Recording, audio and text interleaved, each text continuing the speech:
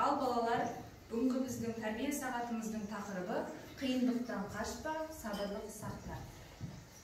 Сабағымызды бастамай тұрып, алдымен мектебіміздің психологы Жайнагүл әпкені ортамызға алып, кішкене әңгіме құрып сұхбаттасып алайық. Жайнагүл әпке, сізге қоятын ең бірінші сұрағым, жалпы өмірдегі кездесіп жатқан қиындықтарды қалай жеңіп шығуға болады? Өмірде көп қиындықтар кездеседі. Ол қиындықтарды жеңіп шығу үшін алдымызға мақсат қоюымыз керек, армандауымыз керек. Бір мақсатқа жету үшін біз арман керек біріншіден, армандауымыз керек, сенім керек. Соған жету үшін еңбектену керек содан кейін. Бала бірінші армандау керек, оған жету үшін өзіне сену керек. Сонда сеніп, соған жету үшін еңбектеніп, ары қарай сол мақсатқа жетеді. Одан кейінгі сұрағым, осы оқушылардың, жасөспірімдердің жиі осы сіз сияқты психологтың көмегіне жүгініп отыруы дұрыс деп ойлайсыз ба? Дұрыс деп ойлаймын. Себебі қазіргі кезде көп интернет желілерінде бұл өздеріне керексіз ақпараттар көп болады. Ол ақпараттарды өздеріне көп алып қояды да, сосын содан шыға алмай қалады. Содан шыға алмай қалған себепті бұларға оны қалай шығу мақсатында психологтармен сөйлесу керек болады. Психологтармен мына мақсатты қалай шешуіміз керек. Маған осындай жағдай болып жатыр. Оны қалай шешу керек деп психологқа жүгінуге дұрыс деп ойлаймын. Кез келген бастарына қиындық туған жағдайда осы әпкеге жолығып, өздерінің қиындықтарын айтсаңдар, оны жеке жолығып, сондай болып жатыр. Мен мына чатқа кіріп келіп жатыр едім, бір кісі мысалы мазалап жатыр. Сол кезде барып оны жаңағы чаттан көріп, сосын оған қалай жол табу үшін біз оны ары қарай жалғастырып, қолдан келгенше көмек береміз. Ал енді оқушылар өздерінің көкейлерінде жүрген сұрақтарың болса, жауабын таппай жүрген сұрақтарың болса, осы Жайнагүл әпкеге қойып, жауабын ала алыңдар. Қазіргі кезде неден қиналып жүрсіңдер? Кім қояды сұрақ? Жандарбек. Қазіргі кезде мен жалқаулығым басып жатыр. Жалқаулығым басым дейсің, е? Жеңу үшін адам айтып жатырмын ғой. Сен өмірге келгеннен кейін қандай да бір адам мақсат қоя білу керек, дұрыс па? Оған қадам жасау керек, нақты қадам. Сол үшін сен мен мынаны ертең мынаны орындауым керек, жоспар бойынша жасауым керек, ертең мынаны орындауым керек, мынаны бүгін орындап бітуім керек деп. Сен сонда ғана ол жалқаулықты жеңе аласың. Мысалы, мына тапсырма берілді ма үйге? Сол тапсырманы сен бүгін қалай да орындауың керек. Ал сол кезде сен өзіңнің алдыңа қойған мақсатқа сен күнде жетіп бара бересің. Ал оқушылар тағы да басқа сұрақтарыңыз бар ма? Жансезім. Менің есте сақтау қабілетім нашар, соны қалай жеңсем болады? Есте сақтау қабілеті. Есте сақтау қабілетті жеңу үшін көп жаңағыдай не дейді ғой, ботқа дейді, каша, сосын шоколад. Сол екеуі есте сақтауды дұрыс етеді. Оны тағы көп жеп қойып, нормадан тыс жеуге болмайды оны. Мысалы, 10 рет болса да бір сөзді қайталай беру керек. Бір сөзді қайталағанда оны сен ары қарай жұмыс жасауың керек. Мысалы, Одан сізге қоятын соңғы сұрағым, ашуды жеңіп, сабырлы болып, дұрыс шешім қабылдау үшін оқушыларға қандай кеңес айтасыз? Көп қазір оқушылар ашушаң ғой бізге. Соны жеңіп, сабырлы болу үшін қандай кеңес айтасыз? Ашуды жеңу үшін бірінші өзімізді тәрбиелеуіміз керек. Оны тәрбиелеп жатқанда кез келген нәрсеге, мысалы сен кез келген затыңа біреу тиісіп қалса, сен ашуланасың, дұрыс қой? Соны сен қалай жеңу мақсатында қандай жұмыстар атқарасың, соны білуің керек. Онынан жеңу үшін мен қандай жұмыстар атқарсам болады деген.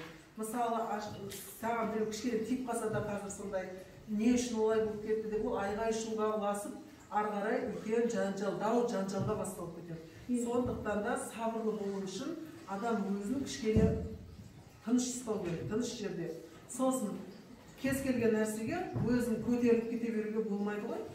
Бір нәрсе айтсаң, сөз қайтарып, қазір кез келген жастарда көп кездеседі.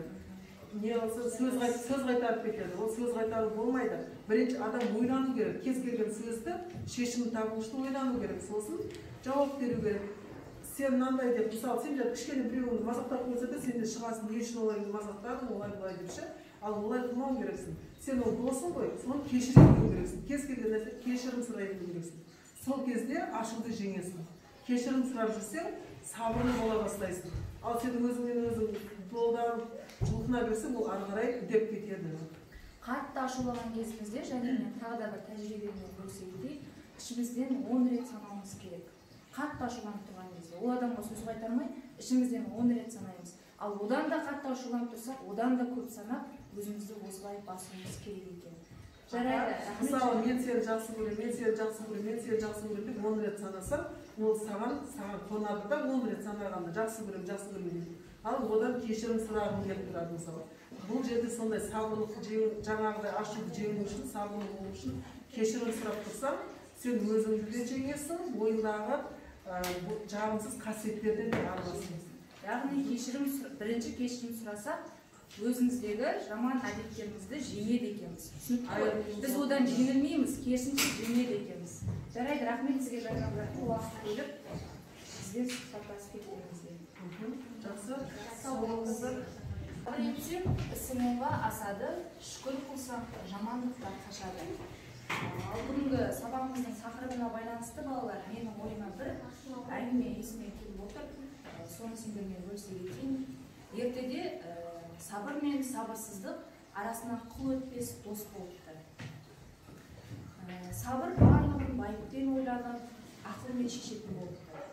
Ал сабырсыздық болса барлығын тез жеңіл ойлап, тез шешім қабылдағысы келеді.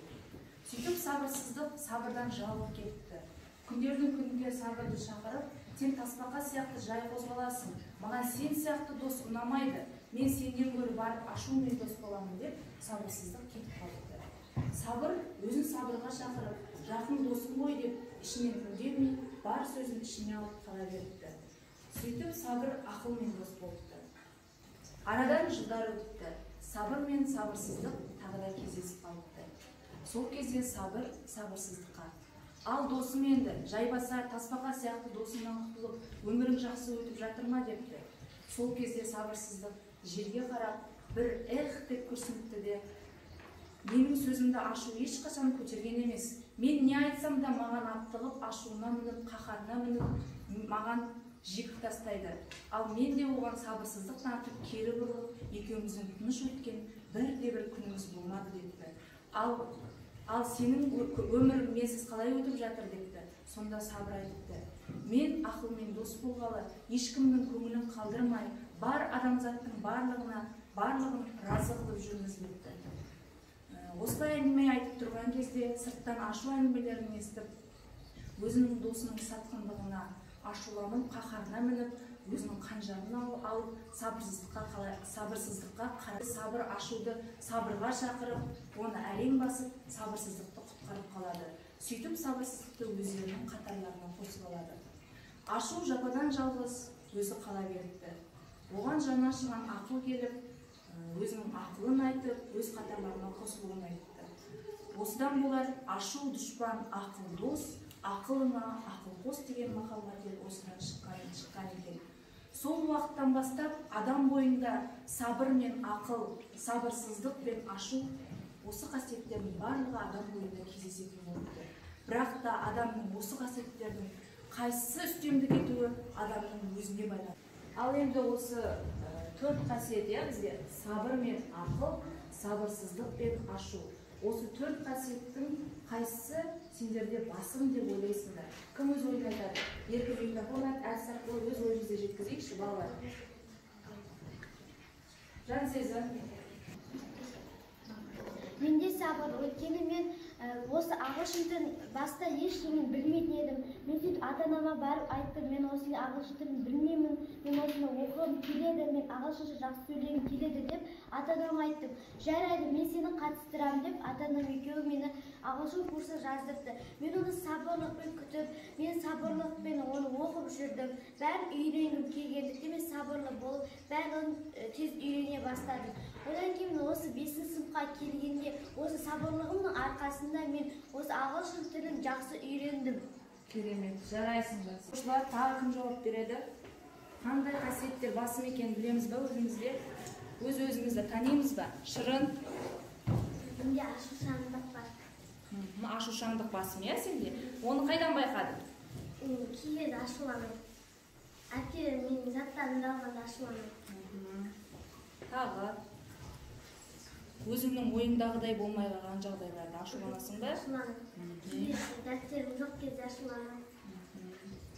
Яғни сен өзіңнің заттарыңа ешкімнің тиіспегенін қалайсың, иә? Сенде яғни қызғаншақтық та болып тұр. Ал балалар, енді осы жақсы қасиеттерімізді көбейтіп, жаман қасиеттерімізбен күресу, жаман қасиеттерімізді түзеу барлығымыздың өз қолымызда екен, иә балалар? Жалпы өмірдің өзі дейді, фортепиано сияқты дейді. Фортепиано ақ және қара пернелерден тұрады, иә?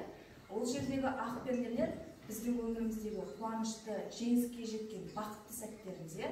Ал қара пернелер жеңіске жетіп, мұңайған, сондай бір жаман күндерімізді елестетеді, иә? Біз алайда осы фортепианоның екі пернесін тартпасақ, бізде әдемі күй шықпайды, иә? Сол себептен де біз өмір болған соң осы екеуін де басымыздан өткізеді екенбіз. Алайда осындай өмірдің неше түрлі сынақтарынан, қиындықтарынан сүрінбей, сабырлық пен ақылға жеңдіріп өте білуіміз керек екен.